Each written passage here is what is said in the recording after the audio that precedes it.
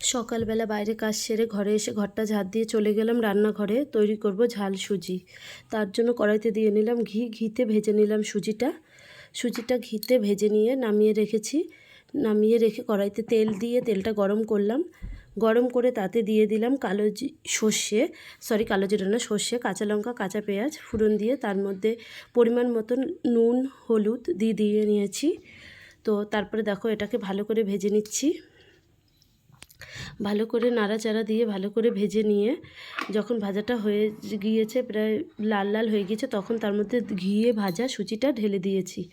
দিয়ে এবার এটাকে ভালো করে নাড়াচাড়া দিয়ে ভালো করে ভেজে নিতে হচ্ছে।